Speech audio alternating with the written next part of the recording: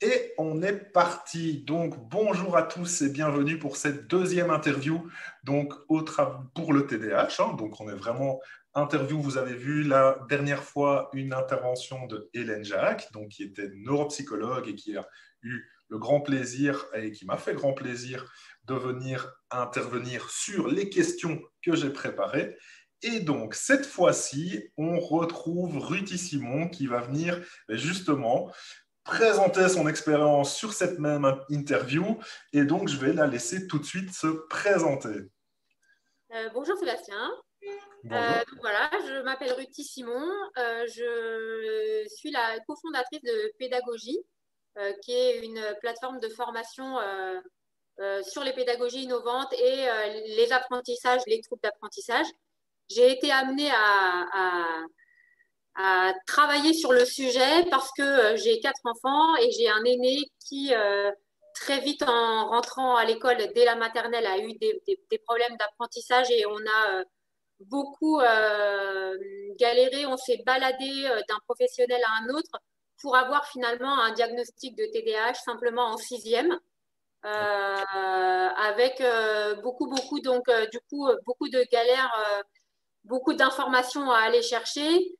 Personne ne connaissait le TDAH, etc. Donc c'est vraiment le sujet sur lequel j'ai commencé à m'intéresser pour mon enfant, pour l'accompagner, parce que personne ne pouvait m'aider, personne ne connaissait le TDAH. Petit post-it qui tombe de temps en temps. Voilà. Donc personne ne connaissait le TDAH et donc j'ai été obligée de me débrouiller toute seule, à aller chercher l'information, comprendre. Et ça m'a amené finalement à faire un certain nombre de constats sur les autres troubles, notamment le TDAH, parce que c'est là-dessus que j'ai commencé, mais d'un manque de formation, et c'est pour ça que j'ai co-créé Pédagogie avec mon amie d'enfance Audrey. Et donc, c'est vraiment le TDAH sur lequel j'ai travaillé au début. J'ai appris et tout au long, et j'apprends encore. J'apprends encore parce que j'ai accompagné mon enfant pour l'accompagner dans sa scolarité, dans sa vie, etc. Maintenant, lui, il a 18 ans.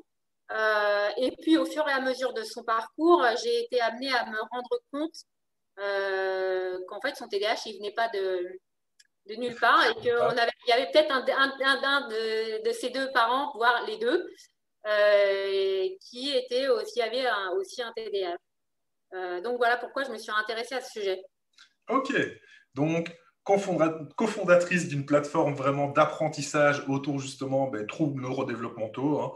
Bon, je ne vais pas m'en cacher, c'est vrai que j'ai eu la chance d'intervenir justement sur la partie des troubles de l'attention. Donc effectivement, je ne peux que recommander cet aspect justement qui a vocation aussi bien des enseignants que des parents d'aller mieux comprendre en tout cas les troubles neurodéveloppementaux, effectivement avec des interventions aussi sur les troubles neurovisuels de Sylvie Chocron par exemple, ou encore des interventions sur le haut potentiel avec Jean-François Laurent, si je ne me trompe pas, sur le sujet. Donc, pour tout le monde, évidemment, je vous mettrai le lien vers la plateforme Pédagogie ici en dessous avec justement toutes les informations si vous voulez aller justement découvrir un petit peu plus la plateforme. Donc, c'est intéressant déjà de partir sur ce principe que tu t'es intéressé au sujet au travers d'un de tes enfants, au final, et au final de te dire, mais ok, peut-être que ça me concerne moi aussi. D'accord? Donc, vraiment avec le temps de se dire, ben voilà, à force de s'intéresser au TDAH, c'est vrai que la question génétique, c'est une question qu'on pose souvent. Est-ce que c'est lié à l'hérédité? Et effectivement, chez les patients que moi j'ai l'occasion de voir, il y a toujours cette petite remarque quand on donne un diagnostic de TDAH, c'est mais en fait, je suis tout comme ça, moi. J'ai la même chose. Qu'est-ce que tu t'es dit la même chose quand le diagnostic est tombé pour ton fils, Pas justement? tout de suite. Pas tout de suite? Pas tout de suite, parce que d'abord, c'était après un long processus de recherche, Ouais. de ne pas savoir, de se demander si c'était pas un problème d'éducation, etc. Voilà. Donc, pas tout de suite. Et c'est, je dirais, bien 4-5 ans Ok. après son diagnostic à lui, parce que d'abord, on était vraiment dedans. Il fallait d'abord qu'on règle son problème à lui. C'est au moment où j'ai commencé à prendre un petit peu plus de recul, à être plus sereine, à comprendre il y a un moment où j'ai compris ce que c'était le TDAH, etc. Et c'est là que j'ai commencé à me poser la question sur moi-même et à faire des similitudes. Mais je ne l'avais pas forcément évoqué parce que je pense que aussi c'est une question de mentalité, d'éducation et de génération. Moi, j'avais jamais été voir de psychologue de ma vie avant d'y aller pour mes enfants, pour mon enfant en tout cas. Et c'est lors du bilan de ma fille, parce que j'ai des filles derrière aussi, et j'ai ma deuxième qui a également fait les bilans, qui a un petit TDA, pas sans le H. Et c'est la neuropsychologue qui lui a fait faire le bilan, qui m'a dit, quand je lui ai raconté, parce qu'elle me posait pas mal de questions, etc., est-ce que vous vous êtes déjà posé la question sur vous? Est-ce que vous voudriez rentrer dans un programme adulte? Ok. Et donc, là je l'ai fait. Donc, j'ai passé moi-même les bilans. Ça m'a permis de comprendre déjà, c'est très intéressant en tant que parent parce que finalement, on demande on nous demande beaucoup de choses à faire à nos enfants et on ne se rend pas compte de ce que ça entraîne pour eux. Les tests, c'est quand même quelque chose d'assez difficile et on se pose beaucoup de questions derrière. Est-ce que j'ai bien fait? Est-ce que j'ai pas bien fait? Moi-même, en tant qu'adulte, à la fin d'une séance, je me suis dit, mais j'ai réfléchi pendant 4 heures, mais pourquoi je lui ai dit cette réponse? Pourquoi je lui ai dit ça? C'était pas ça. Et donc, de comprendre d'abord ce que font les enfants. Et effectivement, ça m'a aidé à comprendre et finalement à me poser des questions et à revenir en arrière. En fait, c'est quelque chose que j'ai toujours vécu, mais sans forcément le savoir. Mais je savais que je rêvais en classe, je savais que j'aurais pu faire des meilleures études que j'ai faites, mais j'étais pas, voilà, j'étais pas assez scolaire, j'étais pas, voilà. Donc je m'en suis quand même tirée, je pense, assez bien parce que malgré tout, j'ai eu mon bac, je suis allée à la fac, etc. J'ai fait des choses, mais avec le recul, je pense que j'aurais pu faire mieux, aussi bien au niveau scolaire qu'au niveau universitaire derrière. Que si j'avais su, peut-être que j'aurais fait autrement. Mhm. Ok. Voilà. J'ai un peu subi en fait. Et c'est à 45 ans que je découvre, en fait, que je comprends tout ce que j'ai fait avant. Ok. C'est intéressant comme parcours justement par rapport à ça. Et ça m'amène justement directement à la deuxième question que je voulais te poser. C'est justement dans ce parcours, pour toi, ces dernières années, qu'est-ce que tu as découvert sur le TDAH? C'est quoi ta plus grande découverte sur le TDAH qui a fait que soit ça a changé ta façon de le percevoir, soit vraiment tu t'es dit, mais ça, mais alors, même au départ avec le diagnostic, mais à aucun moment je pouvais le comprendre. Je pense que là, pour moi, en tout cas, et ça, c'est une découverte que j'ai faite il y a pas longtemps, c'est qu'il y avait euh, une réelle différence entre une personne qui a un TDAH originel, vraiment neurologique. Je suis pas clinicienne, médecin, voilà, je sais pas, j'ai pas le mot en tout cas, Ouais. mais qui n'est pas neurologique ou originel, et qu'il y a une différence à faire entre ce TDAH-là et le TDAH qui est consécutif soit à un autre trouble d'apprentissage, soit même tout simplement par rapport à des conditions dans lesquelles on est. Et ça, je l'ai compris, et il n'y a pas longtemps que je l'ai compris. Je l'ai compris aussi par rapport à mon enfant, parce que il a été mis sous traitement assez rapidement après le premier diagnostic. On a fait plusieurs bilans. Il a été, dès le premier diagnostic, on l'a mis sous traitement. Ça a marché quelques jours et puis après, on a bien vu que c'était pas miraculeux comme on attendait que ce soit miraculeux parce que tout le monde nous dit c'est miraculeux. D'un coup, ils arrivent à travailler, à rester en classe concentrés, etc. Ça l'était pas. On a été obligé de lui donner quand même pendant plusieurs années parce que c'est le système scolaire qui l'imposait un peu, c'est-à-dire qu'il fallait qu'on lui donne, sinon il ne voulait pas le garder, etc. Et de se rendre compte que finalement, sur lui, ça ne marchait pas. Et ça n'a pas marché. Il y a un moment où il nous a dit, arrivé à 15 ans, j'arrête ce médicament, arrêtez de me donner ce truc-là, ça ne marche pas. Et en plus, je ne suis pas moi-même. Et au fur et à mesure, donc là, moi, j'ai dit que justement, j'avais découvert que moi, je pensais avoir un TDAH, donc j'ai fait ces bilans, etc. Et j'ai moi-même commencé à prendre ce traitement et à voir qu'il marche. Et donc, je vois la différence entre lui et moi. Je pense que moi, j'ai un TDAH, je pense, originel, ou je ne sais pas. En tout cas, moi, ça marche. Et je vois bien la différence entre les deux. Et pour moi, c'est vraiment quelque chose que j'ai compris et qu'il faut pas. Voilà, le traitement peut être nécessaire pour certains, pour d'autres, pas du tout. Et donc, d'aller chercher la vraie cause du TDAH. Ouais. Alors c'est vrai que c'est assez compliqué, hein. Donc dans la clinique, en fait, on va exprimer ça au travers d'un TDAH comme un trouble neurodéveloppemental, hein, c'est-à-dire que tu es né avec et tu vas mourir avec, pas le choix, et on va faire entre les deux, on va essayer de le gérer au mieux. Et après, effectivement, ce que tu appelles le TDAH consécutif, souvent on ne les détecte pas, en fait, on dit directement c'est du TDAH, alors qu'a priori, ce qu'on devrait dire, c'est que ce sont plutôt des difficultés d'attention ou d'hyperactivité consécutives d'autre chose. Et il faudrait trouver cette autre chose.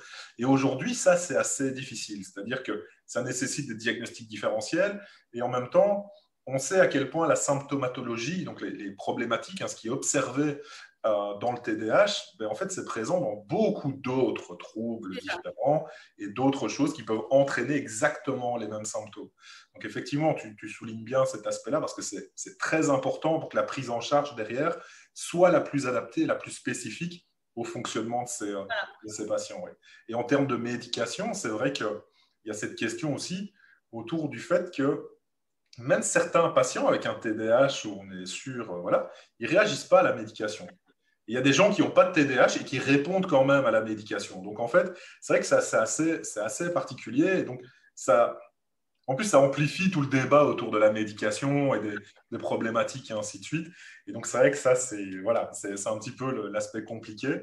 Et que je te rejoins tout à fait sur cette question il y a des patients qui n'ont pas besoin de médication parce que normalement, elle est mise en place pour des patients qui ont un vrai retentissement, quoi. C'est-à-dire une vraie problématique en lien où là, on va se dire, avec les prises en charge, je veux dire, plus psychosociales ou plus ciblées comportementales, et bien en fait, c'est pas suffisant pour diminuer la gêne. Et là, effectivement, c'est là qu'on va essayer de penser médication pour essayer d'aider au mieux au final. Donc, oui, tout à fait. Donc, c'est intéressant. D'ailleurs, je vais rebondir sur une des remarques que tu as faites, c'est par rapport à l'école. De dire, ben voilà, à l'école, en gros, s'il n'y avait pas de médication, ben en fait, ils ne prenaient plus notre enfant. Et c'est vrai que c'est quelque chose que j'entends chez beaucoup de parents qui disent ça. Et tu penses au final que le regard porté sur médication, TDAH, et ainsi de suite, il a changé ces dernières années? Est-ce que tu as l'impression peut-être que les écoles sont plus ouvertes, que les médecins sont plus ouverts, que les professionnels sont plus ouverts?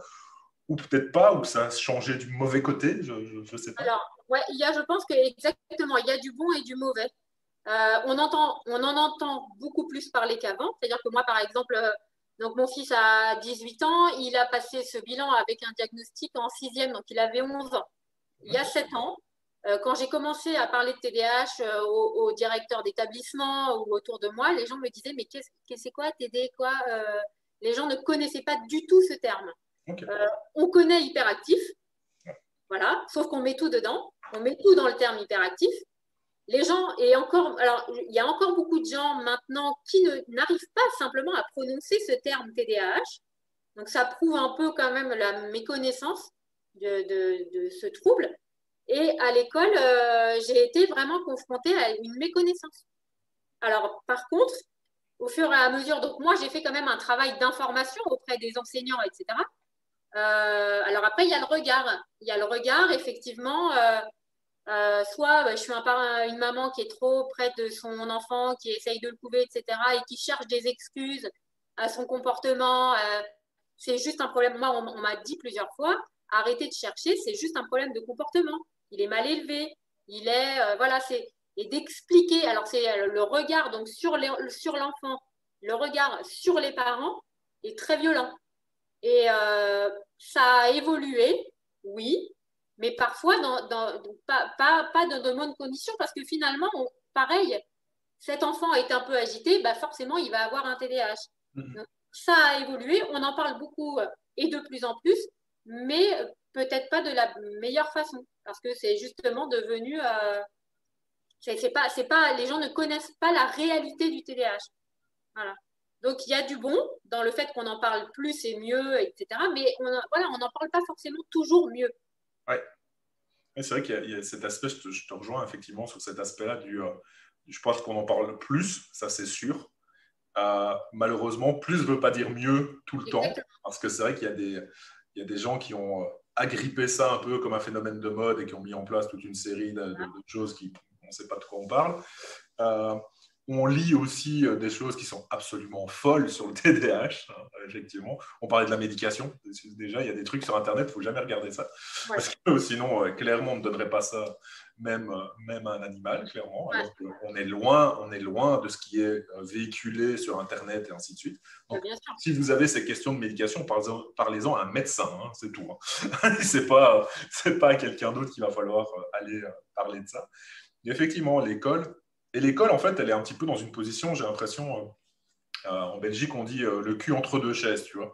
C'est de se dire, on en parle beaucoup, et donc on leur en demande beaucoup.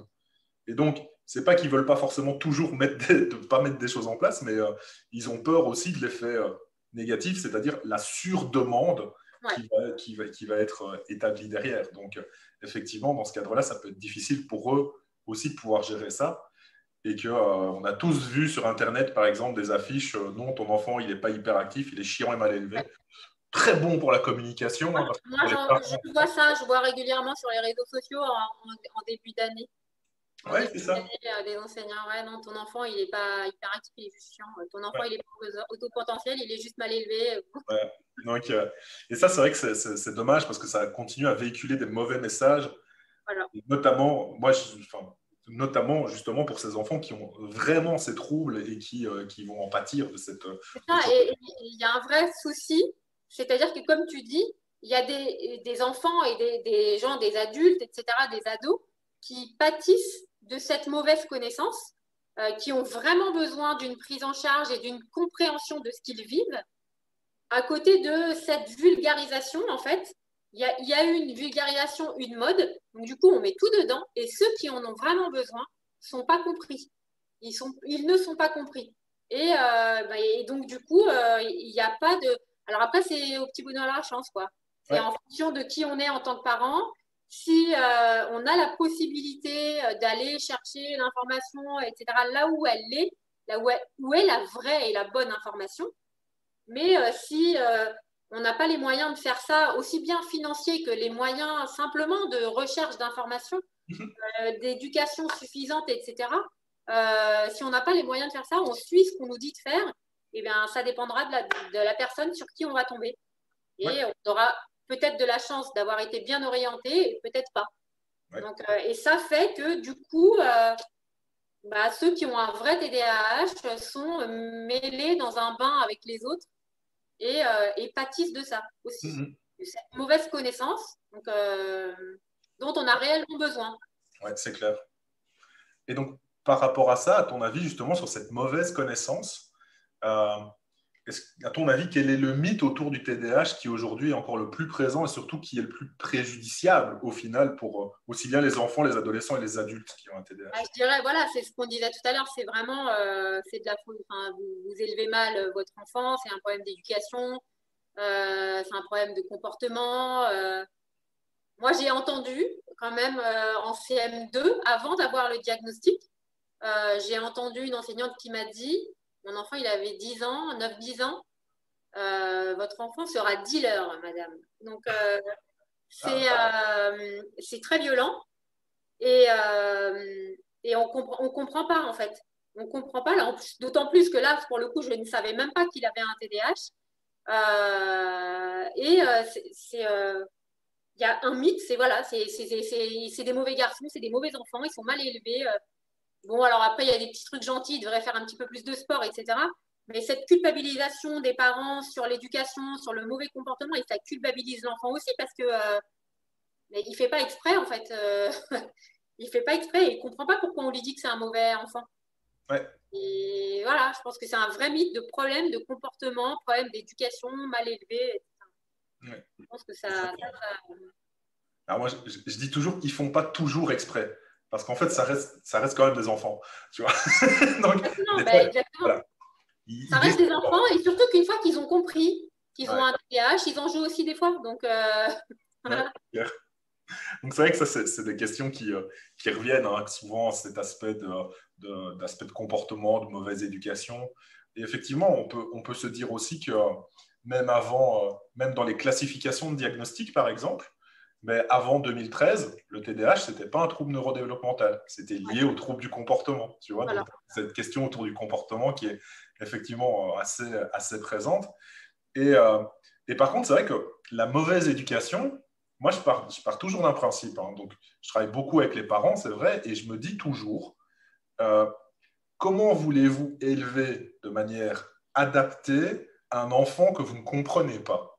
Voilà. C'est-à-dire que vous avez un enfant qui a un trouble, en tant que parent, si on ne vous explique pas ce que c'est, ben, ça me semble normal que la chose que vous essayez de faire, c'est de laisser erreur, quoi. Vous testez un truc, vous voyez si ça marche pas. Et donc, ça entraîne comme ça des formes, peut-être par moment aussi, d'incohérence Bien par sûr. rapport aux règles qu'on va mettre. Et donc là, on va peut-être avoir des difficultés comportementales qui s'installent.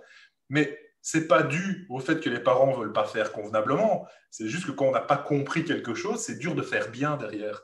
Et donc, tous ces parents, effectivement, qui ont reçu de manière ultra violente, hein, parce que c'est clair que c'est violent de recevoir, vous ne savez pas élever votre enfant, mais d'un côté, c'est aussi parce qu'on ne le comprend pas, et ce n'est pas pour rien que ces enseignants derrière, ils n'arrivent pas en fait à mettre de pédagogie en place non plus, parce qu'ils n'ont pas compris leur élève. Ils ne connaissent pas. Moi, ça fait partie, je reviens sur le début, c'était la plus grande découverte pour moi du TDAH.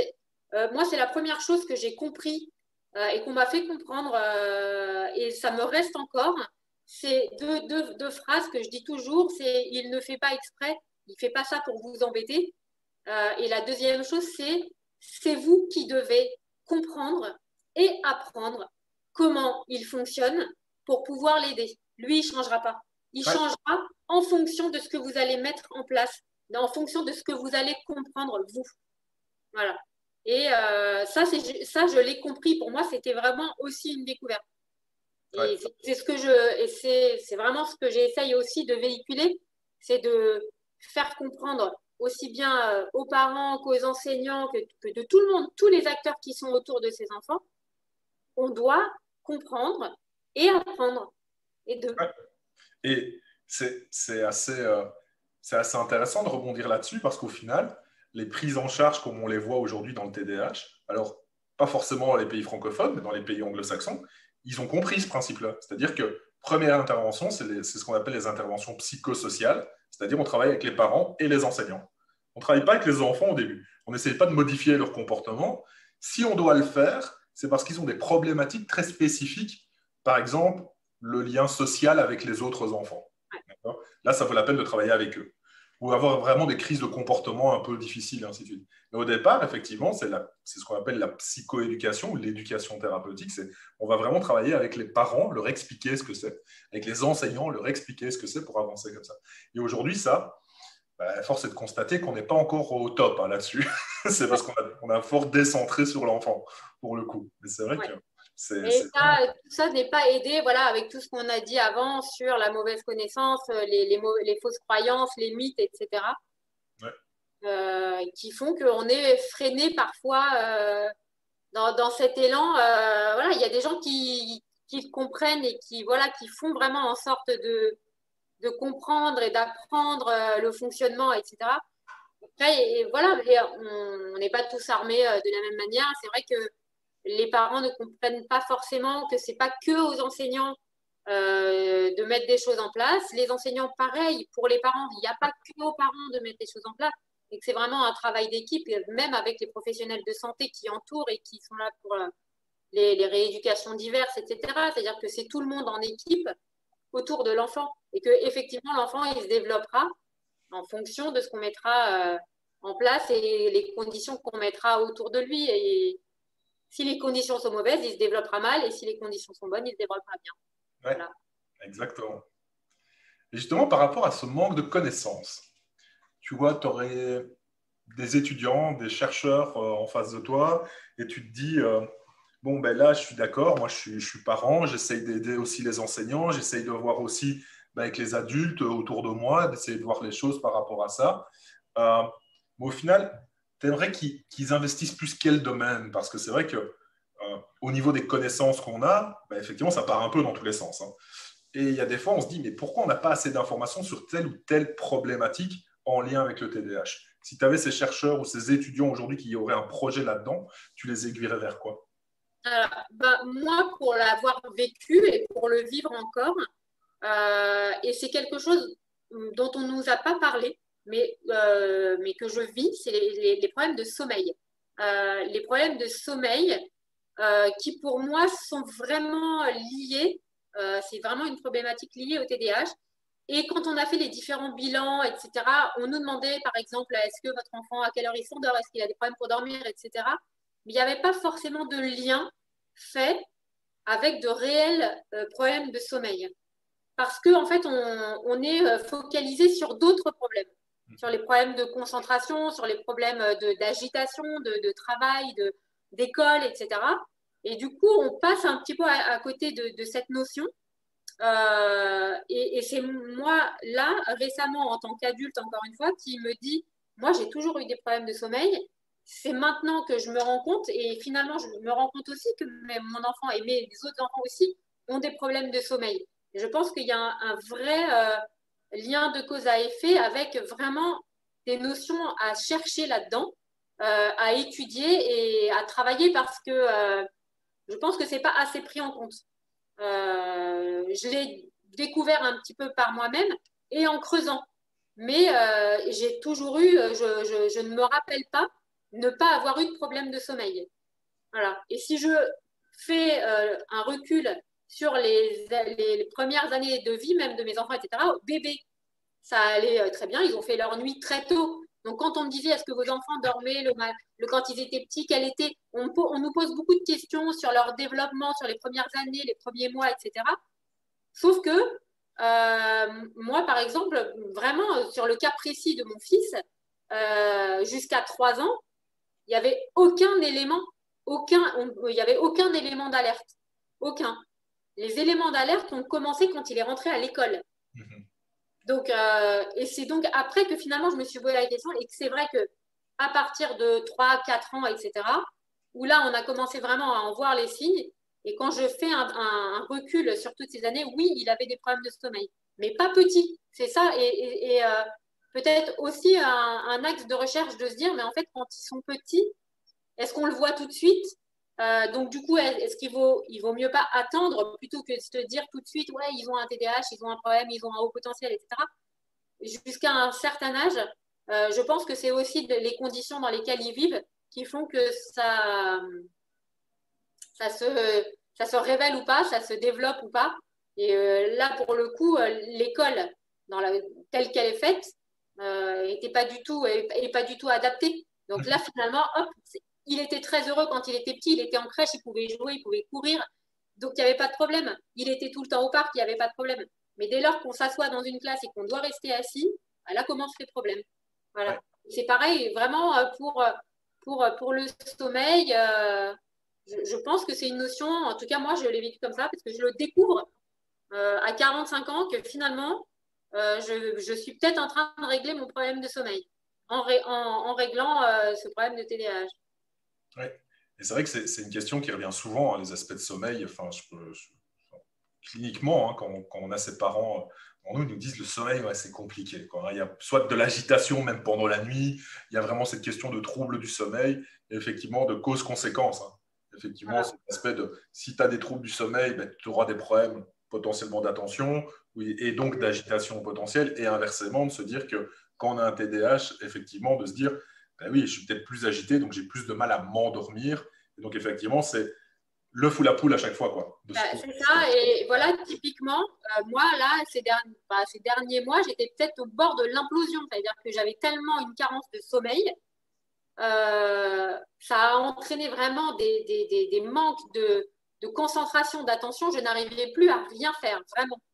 Et de commencer finalement le traitement, etc., ça commence à régler certaines choses, et je vois à quel point ça joue sur le sommeil, sur mon humeur, vraiment sur ma capacité à gérer les choses, à organiser les choses, à me comporter avec les gens.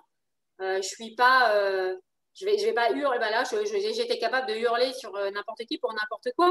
Ouais. Parce que, mais je pense que c'est cette carence de sommeil, comme tu dis, avec le cycle en fait, qui ne s'arrange pas parce que plus on a de problèmes de sommeil, plus on a ces problèmes de concentration, de gestion de ses émotions, de son agitation, etc. Ouais.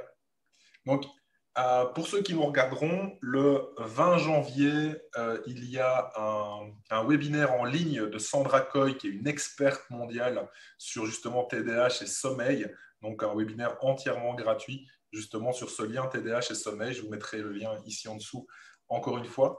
Pour les parents aussi, parce que c'est vrai que quand on discute avec les parents, c'est toujours cette question, mais comment je fais pour gérer le sommeil de mes enfants? L'idée, c'est que je vais proposer aux professionnels de regarder la référence d'articles que je vais mettre ici en dessous, parce qu'en fait, il existe des programmes spécifiques d'accompagnement de parents d'enfants TDAH avec des troubles du sommeil. Donc, on parlait justement d'accompagnement psychosocial, de l'accompagnement des parents. On sait que la gestion du sommeil, ça passe beaucoup par les parents. Et donc, ce qu'on va faire, c'est, je vais vous présenter, je vous montrerai les différents les données qu'on a et des programmes qui existent sur ce sujet-là pour essayer d'accompagner les choses. Donc, oui, c'est vrai que cet aspect de sommeil est encore peut-être mal connu, surtout en lien avec le TDAH. Donc, l'idée d'aller regarder effectivement ce qu'il en est et donc de proposer ces aspects-là ici en dessous. Ok, super. Je te propose qu'on passe à la deuxième partie de l'interview, c'est plutôt les questions de conseil, tu vois, de se dire, bon ben voilà, tu es la maman, ben maintenant d'un adulte qui a un TDAH, toi-même aussi TDAH, donc c'est bien parce que tu vas pouvoir donner un avis sur chaque étape. C'est-à-dire, on va peut-être commencer, quel conseil tu donnerais aux parents d'un enfant TDAH aujourd'hui? C'est-à-dire vraiment le truc, tu te dis, ça, il faut que tous les parents d'un enfant TDAH, ils l'aient entendu à un moment donné. Voilà, c'est un peu ce que je disais tout à l'heure, et c'est ce que moi j'ai vraiment compris au tout début, c'est qu'il ne fait pas exprès. Il ne fait pas exprès, il n'est pas là pour nous embêter, il n'est pas là pour embêter les enseignants, il ne fait pas exprès, et on le voit bien que parfois c'est plus fort qu'eux, il ne fait pas exprès. Voilà. Et j'essaye de me le dire. Après, c'est très difficile, hein. C'est très difficile en tant que parent, parce que je le vis encore parfois quand il y a des crises, des conflits, etc., de se dire, il ne fait pas exprès, il ne fait pas exprès, mais j'essaye de me le répéter, il ne fait pas exprès, je sais qu'il ne fait pas exprès. Le problème, c'est que, encore une fois, c'est vrai que si nous aussi on est comme ça, on a du mal à se gérer nous-mêmes. S'il y a un conflit qui explose, nous aussi finalement on n'arrive pas Ouais. à se retenir. Oui, tout à fait. Ça, c'est quelque chose, effectivement, qu'on travaille énormément, hein. A priori, c'est le rôle, d'ailleurs, des professionnels, hein, normalement, qui posent le diagnostic, de pouvoir mettre en place, au moins au départ, une première session d'explication des troubles aux parents pour justement qu'ils comprennent mieux leurs enfants aujourd'hui. Donc ça, c'est vrai que c'est quelque chose qui est absolument indispensable par rapport à ça. Quel conseil t'as pu donner à ton enfant, à toi, avec son TDAH? Donc, c'est particulier. Alors, d'essayer de ne pas prendre de plein fouet ce qu'on lui dit, d'essayer de s'armer un petit peu, de lui dire, laisse tomber, ils n'ont pas compris. Voilà, t'inquiète pas, c'est pas forcément vrai ce qu'ils disent. Ils n'ont pas compris. Nous, on a compris. Nous, on sait. Essaye, voilà, arme-toi. Parce que quand ils sont enfants, ils n'ont pas encore la capacité de répondre. Ça a coupé encore? Non, ça va couper. Ils n'ont pas la capacité de réfléchir et de répondre et d'avoir vraiment de réagir et d'avoir une répartie. Alors, le problème, c'est quand ils grandissent, ils peuvent en avoir une très bonne de répartie. Mais quand ils sont enfants, ils ne comprennent pas la violence que certains adultes peuvent avoir envers eux. Peut-être d'autres enfants, oui, mais alors après, ça dépend de la manière dont ils vont réagir. Mais quand ils sont enfants, je pense qu'ils ne comprennent pas l'attitude que certains adultes peuvent avoir. Okay. Surtout des adultes qu'ils aiment surtout aussi. Il y a une notion dont on n'a pas parlé, c'est l'environnement familial, par exemple. Les grands-parents, les oncles, les tantes, les frères et sœurs, qui ne comprennent pas forcément. Et ça aussi, c'est difficile pour d'expliquer à ses parents, non, les parents qui nous disent, nos parents à nous, qui nous disent, mais tu devrais être un peu plus sévère avec ton enfant, etc., d'essayer de leur faire comprendre et de dire à cet enfant, ne t'inquiète pas, voilà, ils vont comprendre, on va leur expliquer. Mais tu n'es pas méchant, tu n'es pas, voilà. Mais c'est un petit peu dur quand ils sont enfants. Ouais. Donc vraiment d'avoir cet aspect de soutien, effectivement, auprès de l'enfant et de lui faire comprendre que mais en tant que parent, on est là derrière lui et on peut l'accompagner, et qu'en même temps, en tant que parent, on va expliquer aux autres justement pour qu'il soit mieux accepté dans sa façon de fonctionner. C'est ça. C'est ça aussi. Ouais. Qu'on va l'aider parce que lui, il n'est pas encore assez grand, mature, etc. pour expliquer. Donc, on va l'aider, mais que voilà, qu'il essaye de ne pas se dire finalement, oui, c'est vrai, j'ai un problème, c'est moi qui ai un problème. Ouais, ok. Ben, parce qu'on a déjà discuté aussi, hein, cette belle étape de l'adolescence, d'accord? C'est vrai que ça n'a pas toujours été simple de ce côté-là. Ah. Donc, avec le recul, maintenant, tu te dis, quel conseil je lui ai pas donné, mais que peut-être j'aurais dû éventuellement donner par rapport à l'adolescence et au TDAH? Alors, je pense que c'est quelque chose qu'on m'avait expliqué quand on nous a fait le diagnostic et que je n'ai pas compris parce qu'à l'époque,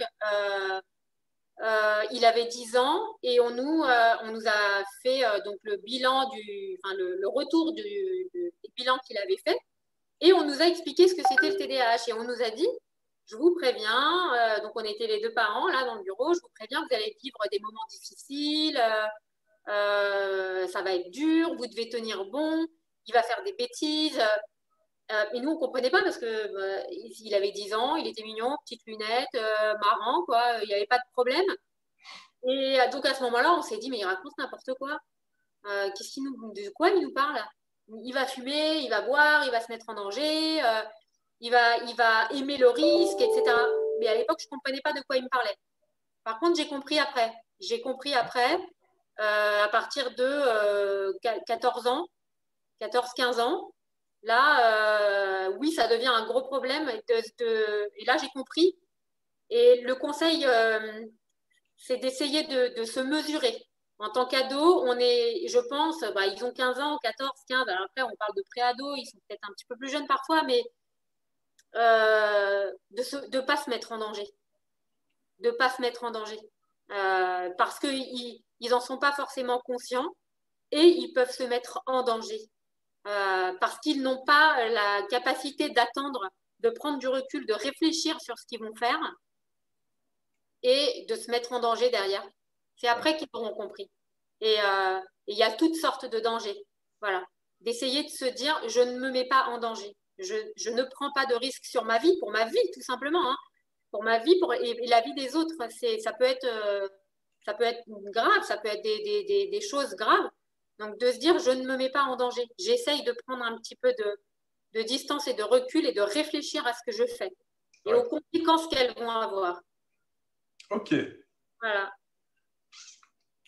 Et maintenant qu'il est adulte et que toi, tu es adulte avec ça, ben, on le sait, hein, il y a des personnes qui se font effectivement diagnostiquer sur le tard parce qu'elles rencontrent trop de difficultés au quotidien, parce qu'il y a des choses qui sont trop compliquées ou qui se reconnaissent justement au travers de leur enfant et qui se disent mais peut-être que ça va expliquer certaines choses également. Mais au final, un adulte qui reçoit un diagnostic aujourd'hui de TDAH, quel conseil tu peux lui donner par rapport à sa vie de tous les jours, c'est-à-dire dans son fonctionnement au quotidien ou dans la compréhension effectivement des difficultés qu'il rencontre? Moi, je pense que par rapport à une fois à mon expérience, ce que j'ai vécu, etc., d'essayer de revenir en arrière et de se dire, en fait, elle était comment ma scolarité? J'étais comment quand j'étais enfant? J'étais comment? De reprendre ces livrets scolaires, par exemple. Moi, j'ai repris mes livrets scolaires et en fait, je pense que toute ma scolarité, rêveuse, rêveuse, rêveuse. Voilà. Mais bon, pour mes parents, j'étais une rêveuse. Mais c'est tout. De se dire, de revenir en arrière et d'essayer de comprendre tout le chemin qu'on a fait, les études qu'on a faites ou pas faites, les décisions qu'on a prises ou pas prises, le chemin qu'on a pris, et d'essayer de comprendre finalement, parce que là, on nous a donné un diagnostic, donc ça nous permet de comprendre tout ce qu'on a fait avant, et finalement de s'enlever aussi une certaine culpabilité, de se dire j'aurais dû faire ça, j'aurais dû faire comme ça, mais de comprendre finalement pourquoi on en est arrivé là, quelle personne on a choisi pour vivre avec, comment on élève nos enfants, comment on travaille, pourquoi peut-être en tant qu'adulte, j'ai jamais réussi. Alors, c'est pas mon cas, mais il y a des adultes qui comprennent très tardivement pourquoi ils n'ont jamais réussi à garder un travail. Mm-hmm. Alors, on leur disait, mais t'es complètement dingue, t'es complètement instable, t'es complètement comme ça, t'es impulsif, etc. Et le jour où on leur donne un diagnostic, ils se disent, oh, mais en fait, j'ai compris. Okay. J'ai compris pourquoi je me faisais virer des cours et j'ai compris pourquoi finalement, je n'avais pas réussi à travailler et pourquoi j'ai besoin d'indépendance, pourquoi j'ai besoin d'être mon propre patron. Ça se comprend, en fait. Il y a des explications à tout ça et elles peuvent être là-dedans, justement. Ok. C'est intéressant parce que ça, il y a deux écoles, tu vois, sur le sujet. C'est de se dire que, effectivement, le diagnostic peut permettre d'éventuellement revenir en arrière et de se dire, OK, je vais retravailler, je vais réfléchir sur mon passé, de voir mon chemin. Et en même temps, moi j'avoue, hein, je suis plutôt de l'autre école en me disant, est-ce que ça vaut la peine d'essayer de... Mais après, je ne suis pas dans la condition d'un adulte TDAH, hein, mais de me dire, est-ce que ça vaut la peine de refaire ce chemin? Est-ce que ça vaut la peine peut-être justement de se dire, j'aurais pu mieux faire telle et telle chose, plutôt que de se dire, voilà, aujourd'hui, je sais, j'ai un diagnostic, ce que je vais faire, c'est changer maintenant. C'est-à-dire, je sais vers où je vais, plutôt que de regarder dans le passé. Ah ouais, ça c'est sûr. Alors, c'est pas pour changer les choses, mais c'est pour comprendre Ok. et se déculpabiliser, justement. Parce qu'on s'en veut, et on ne comprend pas pourquoi. De se dire, non, j'ai un fonctionnement et c'est pour ça que mon chemin a été comme ça. Et maintenant, je le sais et j'ai les armes, j'ai les connaissances pour pouvoir justement avoir plus vraiment de poids et je veux dire, de force dans les décisions que je prends et de diriger sa propre vie, de le comprendre et donc d'agir en fonction. De ne Ouais. pas laisser les choses, de ne pas subir. Et ça va pas forcément aussi répéter les mêmes erreurs, puisque si effectivement on comprend le passé, ok, super.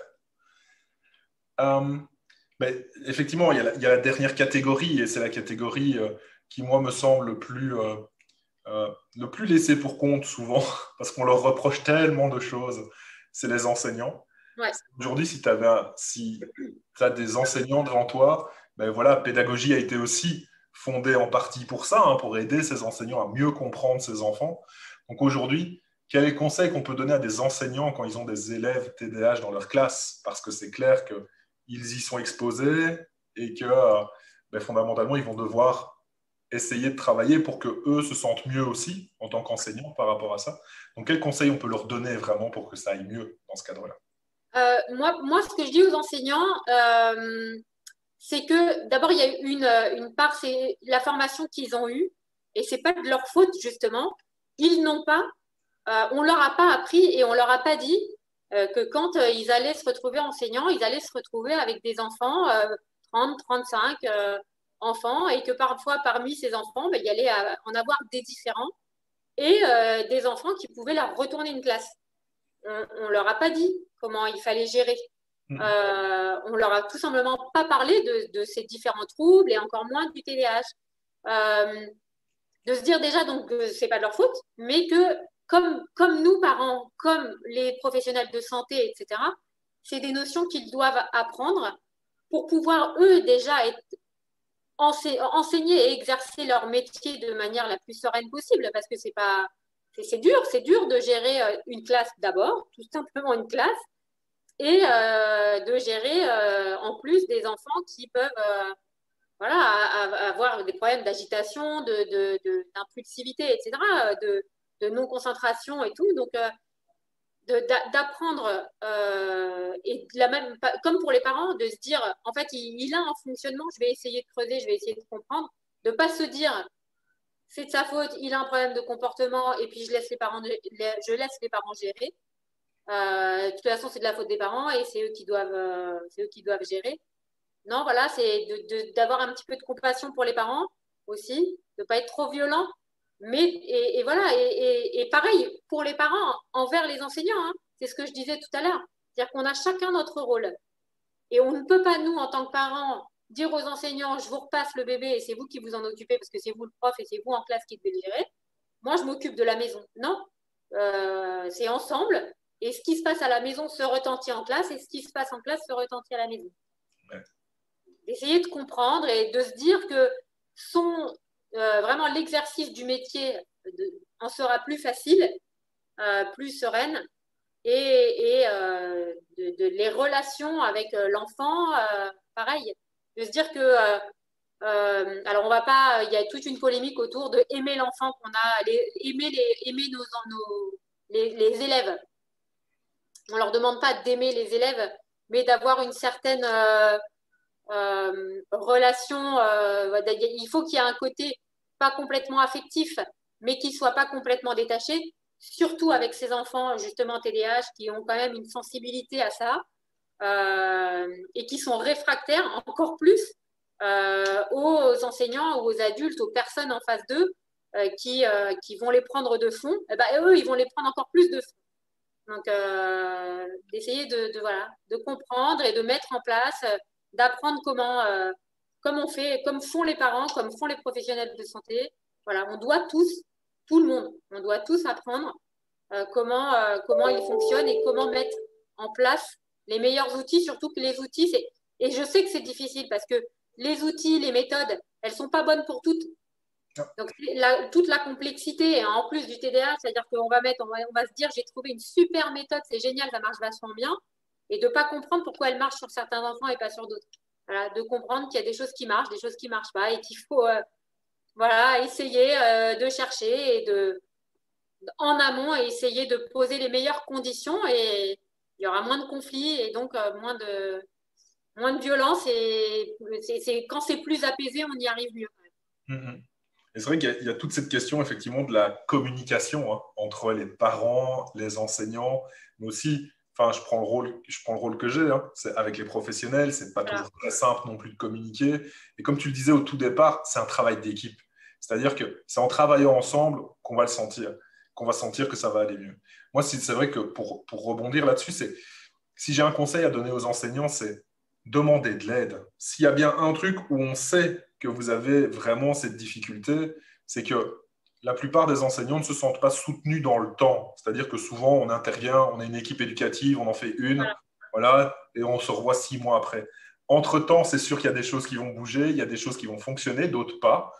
Et donc, pas hésiter non plus à demander de l'aide, parce que je pense que aussi bien les parents que les professionnels de terrain peuvent apporter cette aide-là pour vous soutenir en tant qu'enseignant et avancer tous ensemble, en fait. Et ça, c'est vrai que c'est vraiment le plus important pour moi. OK.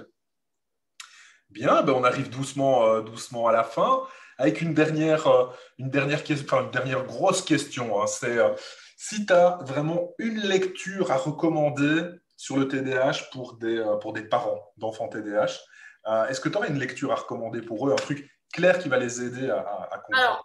Alors, moi, j'en ai lu plein des livres sur le TDAH et tout. Après, je pense qu'au début, pour comprendre, au tout début, il y avait un truc que je trouvais, alors, qui était très simple, mais qui permet en fait aux parents de comprendre et surtout d'échanger avec ses ou son enfant. C'est mon enfant a besoin de lunettes, mon cerveau a besoin de lunettes. Voilà. Je pense que c'est très simple. Et en essayant d'expliquer à son enfant, on comprend soi-même, parce que c'est quand même très complexe. Et que démarrer par quelque chose de simple, qui n'est pas si simple en fait, mais c'est la manière dont c'est fait. Voilà, c'est plus attrayant d'abord. Ça permet de comprendre et puis après de creuser sur des lectures plus difficiles aussi, mais parce que c'est difficile à comprendre. Alors soit on reste sur des choses simples, soit on essaye de creuser et là on rentre dans des lectures. Après, ça dépend de ce qu'on est capable de lire, mais moi je trouve que voilà, je crois mon cerveau a besoin de Mon lunettes. cerveau a besoin de lunettes, oui, d'Annick Vincent, Voilà. qui vient du Canada, et donc qui a fait ça, qui a fait la même chose pour les adultes. Mon cerveau Exactement. a encore besoin de lunettes. Et donc, effectivement, on a toute une série de collections, et elle a sorti aussi une série d'ouvrages sur le parent capitaine aussi, donc une métaphore avec les parents comme capitaine d'un navire, effectivement, à piloter, et donc de voir un petit peu, de redistribuer aussi les rôles dans la famille, et ainsi de suite. Donc, elle a beaucoup écrit sur ces aspects-là, effectivement, et je pense que c'est une très bonne recommandation pour les parents, en tout cas, pour aborder les choses de manière simple et vraiment, pour le coup, vulgarisée, mais sérieuse. C'est un peu... Ouais, c'est ça, exactement. C'est vulgarisé, c'est simple, mais ça permet de comprendre et d'avoir les vraies connaissances. Ouais. Surtout. Ok, on va finir donc doucement l'interview. Donc l'idée, ben voilà, si tu as un commentaire, une note personnelle à amener, quelque chose, des informations supplémentaires que tu veux absolument nous transmettre, n'hésite pas, la parole est à toi. Voilà, de dire que j'ai beaucoup galéré, j'ai beaucoup entendu, t'inquiète pas, ça va passer, il va avoir le déclic, tu vas trouver, mon fils, il a eu ça, le fils de ma copine, il a eu ça, mais t'inquiète pas, il a trouvé sa voie, etc. Je commençais vraiment à désespérer et c'est aujourd'hui seulement qu'il a 18 ans qu'il a trouvé sa voie et qu'il voilà, on est en train de sortir. J'espère, je pense qu'on est en train de sortir de tout ça. Mais ça fait 18 ans que j'attends ce déclic en fait et que je commençais vraiment à désespérer. Et de se dire, bon, bah voilà, comme on m'a dit et que je ne croyais pas parce que je ne le voyais pas venir, bah oui, il y a un moment où ça s'arrange. Voilà, il y a un moment où ça s'arrange. Quand, Ouais, on ne sait pas, ça on ne sait pas, mais… mais il y a un moment où ça s'arrange. Ok, alors c'est super déjà parce que au final, tu es aussi un des exemples qui fait que ben, ça peut bien fonctionner, Ouais, d'accord? Parce que effectivement, tu as dit depuis le début, hein, cet aspect de rêveuse depuis que tu es en scolarité, depuis le tout début, et au final, ben, tu as ton parcours, même si j'ai bien compris dès le début, hein, tu regrettes peut-être certaines choses, tu aurais pu aller plus loin, ainsi de suite, n'empêche que tu as fait quand même un parcours qui est très, très, très bon et que on n'a pas, que tu n'as pas à envier à d'autres personnes loin de là. c'est certain, c'est vraiment ce que j'en suis là parce que je suis comme je suis, parce que j'ai les enfants que j'ai, etc. Ouais, Voilà. Et finalement, j'en suis très heureuse, hein. C'est très bien. Et j'aurais pas fait autre chose. Et ce que je le fais d'abord avec le cœur, vraiment, parce que c'est pour moi absolument nécessaire. J'ai envie d'aider les autres qui ont vécu et qui vivent la même chose que moi, ou parfois même plus dur. Euh, donc, je le fais vraiment avec le cœur et je me dis que c'est avec mon expérience personnelle, de mon enfant, etc., que j'arrive à faire ce que je fais. ouais. Donc, on rappelle, tu es cofondatrice donc, de la plateforme Pédagogie qui a vraiment cette visée de mieux faire comprendre hein, aussi ce que c'est, ce que sont les troubles du neurodéveloppement pour les enseignants, les parents, aussi pour les professionnels, puisque on sait qu'il y a des formations pour les professionnels. S'il y a d'autres choses d'ailleurs que la plateforme fait que je n'ai pas citées, je te laisse terminer évidemment. On travaille effectivement sur les apprentissages de manière générale, les troubles d'apprentissage, leur connaissance et leur prise en charge, mais aussi sur les pédagogies innovantes. C'est-à-dire que d'innover un petit peu dans le système scolaire, parce que plus ça va et moins le système est adapté, et moins le système est adapté, et plus il y a d'enfants qui ont des difficultés, toutes difficultés confondues. Voilà. Et donc, on essaye aussi de travailler là-dessus, de donner des méthodes qui marchent hein, et avec vraiment une rigueur quand même. On garde une rigueur scientifique et médicale, etc., sur tout ce qu'on fait. Mais voilà, d'innover un petit peu dans les apprentissages. Et là, on essaye de prendre aussi cette dimension, cette notion d'apprentissage tout au long de la vie. Ouais. D'accompagner même, d'essayer d'accompagner les jeunes adultes, etc., tout au long de la vie. Ok. Eh bien, en Voilà. tout cas, je vais te remercier énormément d'avoir participé à cette interview et pour toutes Merci les beaucoup. informations. Merci à Et toi vraiment, de la collaboration, de tout, de la confiance. Voilà, merci beaucoup. en tout cas, un grand merci et je suis sûr que ça parlera à plein de parents, plein d'enseignants et même à plein de professionnels qui ont besoin aussi de ces retours justement ben, du terrain et pas qu'on reste juste entre nous, entre professionnels, à parler du TDAH. Donc encore un tout grand merci. Et donc on te retrouve ben, sûrement tout bientôt hein, sur les réseaux sociaux et ainsi de suite. Je mettrai donc toutes les informations ici en dessous. Et donc ben, on se retrouvera pour une autre interview avec d'autres professionnels. Merci et donc à tout bientôt. Merci.